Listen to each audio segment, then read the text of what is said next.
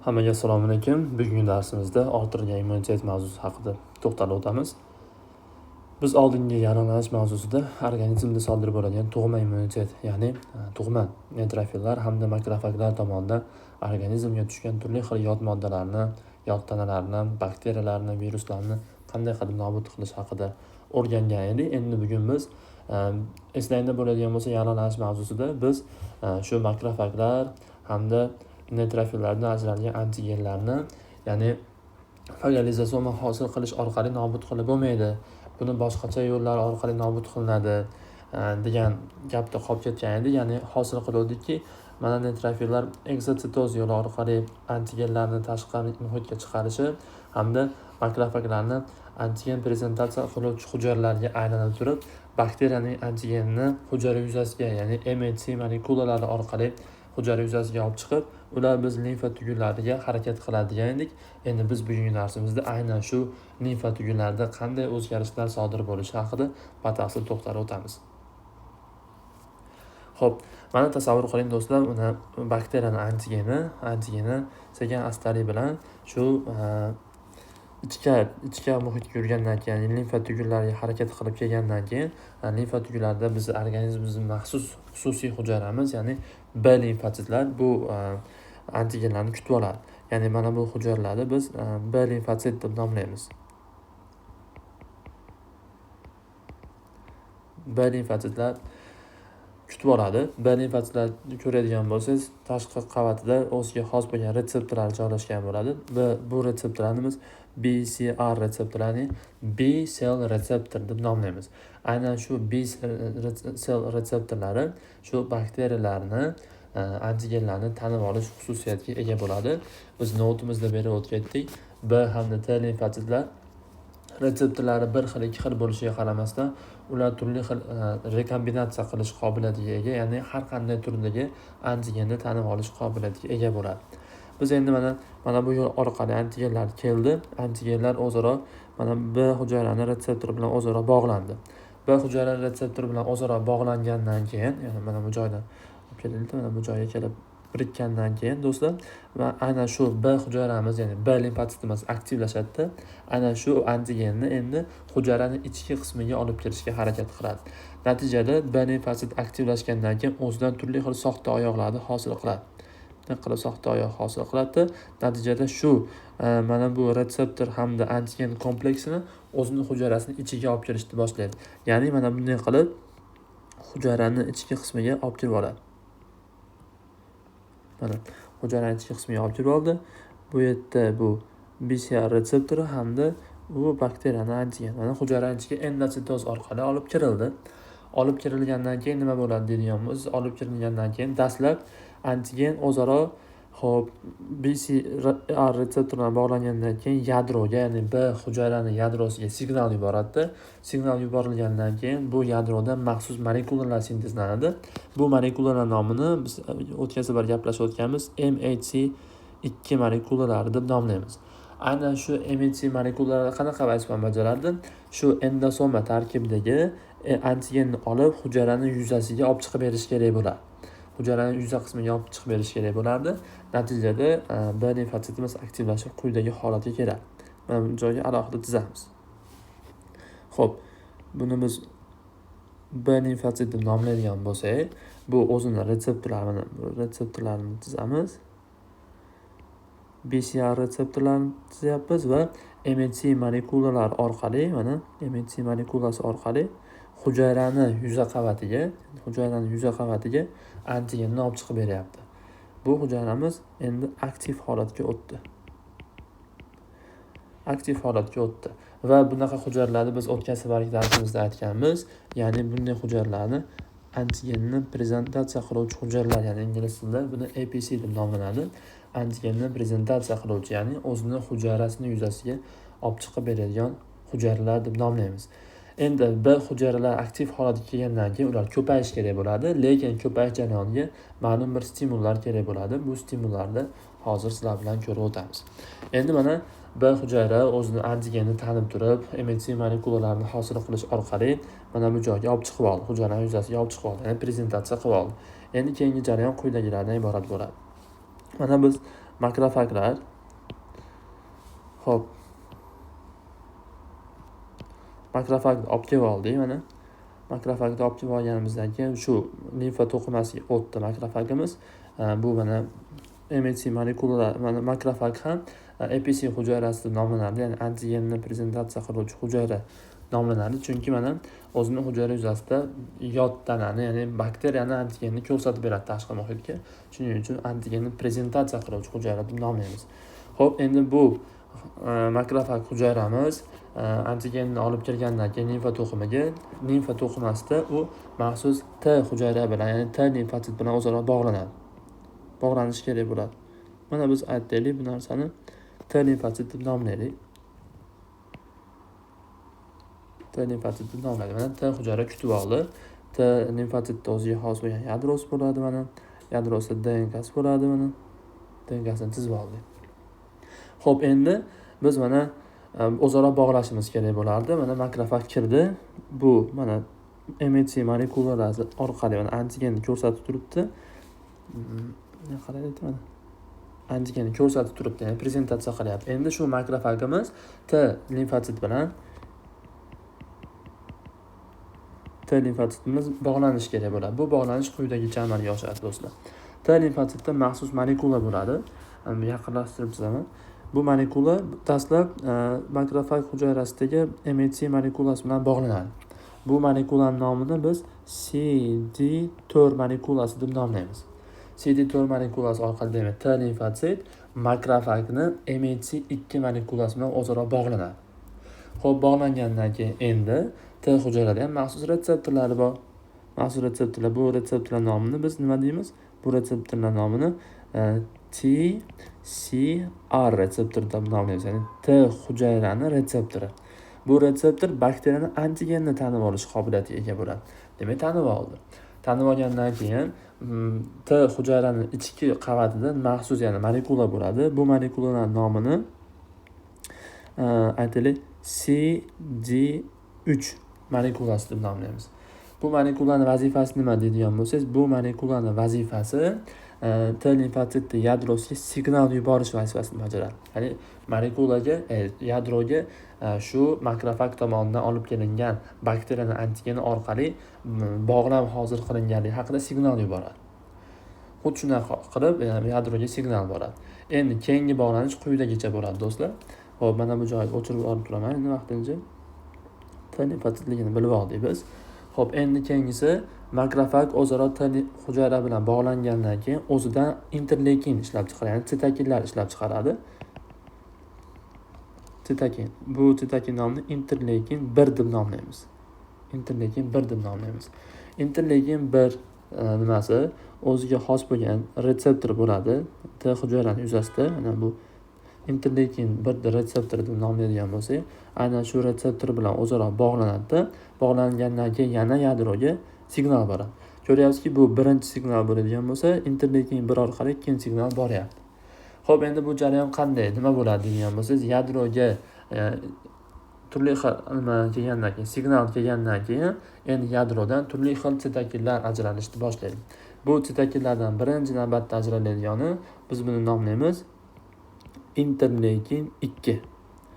Interleykin 2 shunday sitokinki T limfositdan ajralgandan keyin yana borib T limfositga o'zining ta'sirini ko'rsatadi. Ya'ni maxsus retseptor bo'ladi. Bu T limfositga birikib ta'sir ko'rsatadi. Shuning uchun, ya'ni o'zidan hosil bo'lib o'ziga ta'sir qilayotgani uchun interleykin 2 ni biz autokrin deb nomlaymiz. Ya'ni autokrin ta'sir ko'rsatadi. Xo'p, endi nima bo'ladi deydigan bo'lsangiz, aynan shu interleykin 2 ta'sirida shu T hujayramiz, ya'ni T limfositimiz turli xil shakllanadi, ya'ni turli xil shakllarga o'tadi. Shakllanadi, chunki biz gaplashib o'tdik, ya'ni T hujayramizning har xil turlari bor. T helper turi bo'ladi, T killer turlari bo'ladi. Hattoki T helperda ham ma'lum bir turlari, T helper 1, 2siga aylanadi. Natijada mana biz T hujayraning shakllanishi orqali hop T limfositdan biz turli xil turdagi T helper hujayralarni hosil qilamiz. Ya'ni bunday qila oladigan bo'lsak, har xil mana hujayralar hosil bo'lyapti. Buni biz T helper 2, yana mana T helper 2 lar hosil qildik. Ya'ni shakllanadi. Umuman olganda T limfatsitimiz shakllanadi. Xo'p, endi bularning vazifasi nima? Bularning vazifasi o'zlaridan yana turli xil turdagi interleykinlar ishlab chiqaradi. Turli turdagi interleykinlar. Misol uchun interleykin 4 hamda interleykin 5. Bular qanday vazifa bajaradi deydigan bo'lsak, interleykin 4, 5 kabi sitokinlarimiz aynan shu aktiv holatga o'tgan bizda nimamiz bor edi? T limfatsitimiz bor edi. Aynan shu T limfatsitga o'zini interleykin 4 ta'sir ko'rsatib turib, T limfatsitni shakl ko'payishini ta'minlab beradi. Ya'ni bu T limfatsitimiz endi ko'payadi. Ya'ni proliferatsiya bo'ladi. Va bu T limfatsitimiz endi B limfatsit ko'paygan B limfatsitimiz tarkibida birinchi o'rinda MHC molekulalari hamda haligi bakteriyaning antigeni bo'ladi. Hammasida xuddi shunaqa bo'ladi. Ya'ni MHC molekulasi hamda buni hujayra yuzasida antigen. Yana MHC molekulasi hamda antigeni. Ya'ni aynan shu antigenni tanigan naqalar hosil bo'ladi. Nima deydi? B limfatsitlar hosil qiladi. Biz xuddi bu jarayonni biz klonlanish deb nomlaymiz. Ya'ni ko'payib oladi. Bir xil materialga ega bo'lgan B limfatsitlarimiz ko'payadi. Ya'ni bu yerda MHC molekulasi hamda bakteriyaning antigeni. Xo'p, endi nima bo'ladi deydigan bo'lsangiz, aynan shu dastlab ko'payib olgan B limfatsitlarimizga interleykin 5 sitokini o'zini ta'sirini ko'rsatib turib, bu B limfatsitlarni maxsus hujayralarga shakllanishini ta'minlab beradi. Ya'ni interleykin 5 ta'sirida bu hujayralarimiz, ya'ni ko'paygan B hujayralarimiz endi boshqa shakldagi hujayraga aylanadi. Bu hujayraning nomini plazmatik hujayra deb nomlaymiz. Ya'ni buni qilib chizadigan bo'lsak, endi bularni biz nomini plazmatik cell deb nomlaymiz. Ya'ni plazmatik hujayra. Plazmatik hujayra qanday vazifa bajaradi? Plazmatik hujayra yana shu turli turdagi interleykin 5 yoki interleykin 6 kabi sitokinlarning o'zaro ta'siri hisobiga o'zlaridan turli turdagi nimalarni ishlab chiqaradi? Antitelalarni ishlab chiqaradi. Ya'ni immunoglobulinlar ishlab chiqaradi. Mana. Endi bu immunoglobulinda o'ziga xosligi aynan bakteriyaning yuzasidagi mana bu antigenga nisbatan hosil bo'ladi. Ya'ni aynan xuddi shuni taniydigan antitelalar hosil bo'ladi. Natijada biz mana gumoral immunitet, ya'ni antitela hosil bo'lishini gaplashib oldik. Endi quyidagi, ya'ni bu hosil qilgan antitelalarimiz qanday vazifani bajaradi o'zi deydigan bo'lsangiz, quyidagi ikkita asosiy vazifani bajaradi.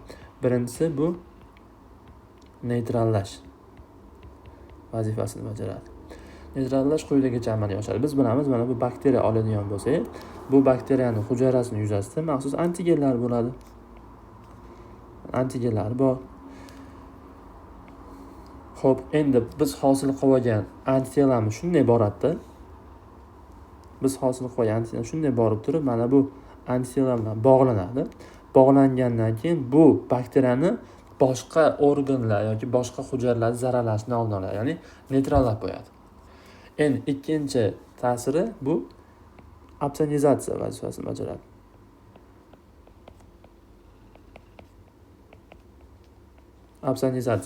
bajaradi. Bu qanday amalga oshadi deydigan bo'lsangiz, biz yallanaj mavzusida o'rgandik. Mana bu bakteriya oladigan bo'lsak, hujayraning yuzasida maxsus antigeni turibdi mana. Antigeni bunga antitana kelib birikdi. Antitela o'ziga turli xil turdagi oqsillar, maxsus oqsillar, ya'ni komplement oqsillarni biriktirib olish qobiliyatiga bo'ladi. Mana komplement oqsillar o'zaro birikkandan keyin biz yallanaj mavzusida o'rgandik. Bular maxsus kanal hosil qiladi bakteriyaning hujayra membranasida va bu yerga suyuqlik kirib turib, uni nimasini ta'minlab beradi? Lizisini ta'minlab beradi, ya'ni bakteriyani nobud qilishini ta'minlab beradi. Xuddi shu tartibda nimalarimiz, antitelalarimiz quyidagi, ya'ni neytrallash hamda opsonizatsiya vazifasini bajarish orqali bakteriyalarning nobud bo'lishini ta'minlab beradi. Biz hozirlar bilan endi gumoral immunitet, ya'ni B limfatsitlarning aktivlashuvi, ularning ko'payishi, ularda plazmatik hujayralarga aylanishi va plazmatik hujayradan turli turdagi antitelalar ishlab chiqarilishi va bu antitelalarni va qanday vazifa bajarishini o'rganib chiqdik. Endi biz keyingi slaydimizda biz aytib o'tganimizki, orttirilgan immunitet ikkita guruhga kirardi, ikkita guruhga bo'linardi orttirilgan immunitetimiz. Ya'ni birinchisi bu gumoral immunitet. Ya'ni nimalar orqali? Shu B limfotsitlardan ajralgan antitelalar orqali amalga oshadigan, hamda ikkinchi gruppasini biz nomlaganmiz hujayraviy immunitet. Hujayraviy immunitet biz aytganmizki, T hujayralar, ya'ni T limfotsitlar tomonidan ta'minlanadi deganmiz. Endi bu jarayon qanday amalga oshiriladi deydigan bo'lsangiz, bu jarayon quyidagicha amalga oshiriladi. Xo'p, mana biz ko'rdik, mana makrofag hujayrasi.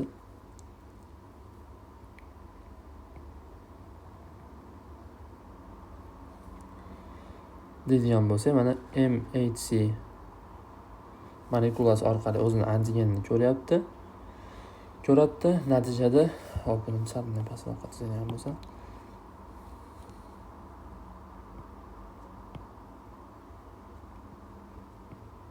mana va maxsus T hujayralarimiz bor bizda. Biz bu T hujayraning nomini kattaroq qilib chizamiz. Bu T hujayraning nomini T killer hujayrasi deb nomlaymiz. T killer hujayrasi. Nima bo'ladi? T killer hujayrasini hujayra yuzasida maxsus retseptor bo'ladi. Maxsus retseptori shu bakteriyaning antigenini tanigandan keyin, mana tanib, o'zaro bog'langandan keyin T hujayramiz aktivlashadi. Hujayra yadrosi deydigan bo'lsa, mana DNKsi aktivlashadi. Aktivlashgandan keyin hujayra yadrosidan maxsus oqsillar sintezlanadi. Bu oqsillardan biri bu perforin oqsili hisoblanadi. Perforin oqsili shunday iboratki, ya'ni perforatsiya so'zidan olingan bo'lib, mana bu hujayra yuzasida turli xil turdagi teshikchalarni hosil qiladi. Teshikchalar hosil qiladi. Mana turli teshikchalar hosil bo'ladi. Chizib chiqadigan bo'lsak, mana teshiklarimiz hosil bo'ldi.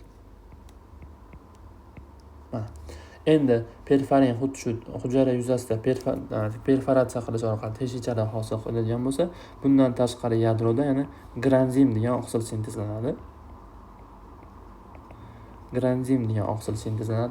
Granzim oqsili mana bu teshiklar orqali sekin kirib, hujayraning membranasiga ta'sir ko'rsatadi. Hujayra membranasiga ta'sir ko'rsatgandan keyin bu hujayra membranasidan biz aytganmiz pro-apoptoz oqsillari sintezlanadi. Pro-apoptoz oqsillari shunday oqsillarki, aynan hujayrada sintezlanib turib, hujayraga qarshi ta'sir ko'rsatib, shu hujayrani nobud bo'lishini ta'minlab beradi.